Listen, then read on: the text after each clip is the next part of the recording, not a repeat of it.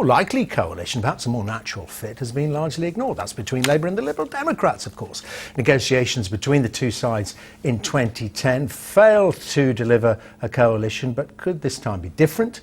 And are negotiations already going on behind closed doors, as if they tell us? I'm joined now by Paddy Ashdown, who's the former leader of the Liberal Democrats and is chair of the party's election campaign. A very good morning to you, Paddy. I want to pause that for a moment because, I want to talk, with your international experience about the awful humanitarian crisis, the tragedy that's taking place on the Mediterranean, with hundreds of people, thousands of people drowning in their attempts to get across to southern Europe, leaving Libya, leaving other ports as well in these really unseaworthy vessels and drowning at sea.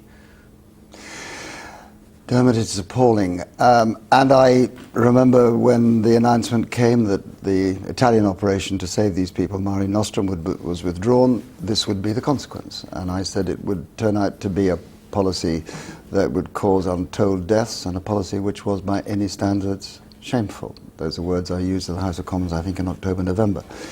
I do not understand why the policy, which by the way is to discourage North African migrants from coming to Britain by drowning many of them, cannot be replaced by a much more sensible policy, which is use our influence to create peace, resolve conflict in their home countries and help them recover, but above all, to attack in those North African ports, Egypt, Tunisia, Libya, the people traffickers. Why do we not have a policy to attack the people traffickers rather than drown the refugees? What do you mean attack them? Well, we can support those law and order systems in those countries to arrest these. Only one has ever been arrested.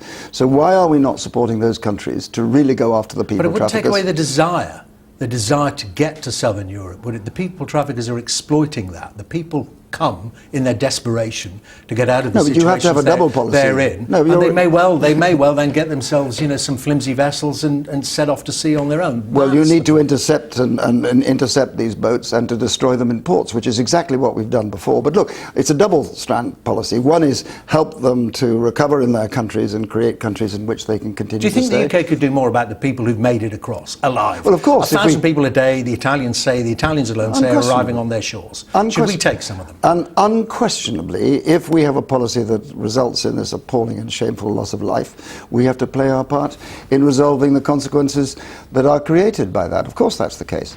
But there's a better policy to be followed. It's a policy we followed before, and in a word, it's far more sensible to attack the people traffickers, to destroy their boats and to recreate peace in the countries they're coming from, than it is to have a policy that discourages refugees from coming to Europe by drowning them in their hundreds.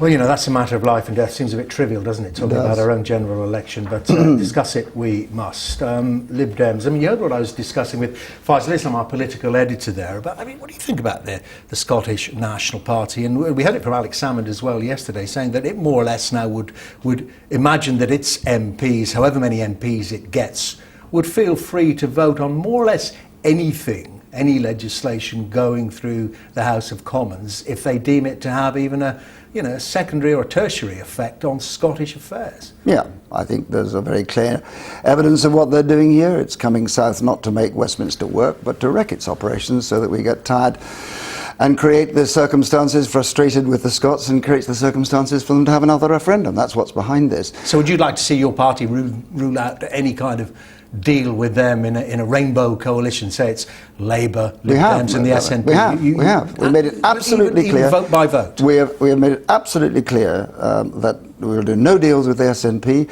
who want to break up Britain, and no deals with UKIP, who want to get Britain out of Europe. Those will be very, very bad for our country, and I don't understand why Labour has not been so clear. But let me just draw your attention to one thing, if I may. Can I just remind you that not much more than an hour ago, Mr Cameron was asked 5 times on the BBC show, The Marr Show, to reject the possibility of a coalition with UKIP, and he refused. Now, last week we identified that there was a 5th column of right-wing Tory MPs within the Conservative Party who want a deal with Mr Farage, who want a deal with UKIP, and we call them Blue Kip. Well, what Mr Cameron's interview means is that Blue Kip is alive and kicking, and it's coming to a hospital or a school near you, armed with a knife to cut public services to the bone. Mr. Cameron rejects the coalition, what he calls the coalition of chaos, but this is a coalition of chaos that will wreck your individual lives, because what they plan is £36 billion of cuts to our public services. Now, decent Tories must be worried about that what you're going to see is a coalition of blue kip with Mr. Cameron, running Mr. Cameron just as Nicola Sturgeon is going to run Mr. Miliband, in order to create the circumstances for Tory cuts that will wreck public services. I mean, you've talked a lot about coalitions and other parties. What about the Lib Dems? From what you're saying, well, would the Lib Dems more naturally like to rescue Ed Miliband from the SNP? If he's got the numbers, you've got the numbers, let's do business. Let's go into coalition. We made it very clear. We will always work in the national interest, and we will always work for stability. So the first question is, to whom do the British people give the mandate to govern? We will work with them in order to create a coalition that gives this country the stability it needs to finish the job to which we have set our hand. I make it very clear, however, that we would not do a coalition, as indeed Nick has made it clear. We will not do a coalition with anybody who wants to wreck our economy by borrowing too much, or to wreck our public services and our society by cutting too much. So that rules out Labour and the SNP. Well, Labour want to borrow an extra 72 billion. The SNP want to borrow an extra 181 billion pounds. Let me tell you what that is. That is a primary school every other day in Britain. No, we will not do a coalition that will wreck our economy by too much borrowing. Mr. Miliband's plans do not have any date set for getting rid of the deficit. So any conditions of a deal with Mr. Miliband, as with Mr. Cameron, would be, one, they don't wreck the economy, and two, they don't wreck society. Let me end on one very specific question about one of your former MPs standing at the moment, Danny Alexander, seen as having done great service for the party, been a great success there in the Treasury. Now, he's fighting for his life in his seat. If he doesn't make it, would you like to see him still playing a role in government if you're in a coalition? Listen, Danny Alexander is extremely gifted and he's going to win his seat. I've seen the figures, I can tell you that, hands down. Let me just say one thing, however. Yeah, but would you like to see him in the House of Lords? Lords? No, I'd like to see Danny in any position that he can ensure that he's making a contribution to British politics, and the best place for him to do that is in the Commons, having represented his seats and representing it after the next election too. All right, Paddy Ashdown, thank you very much. Very good to see you.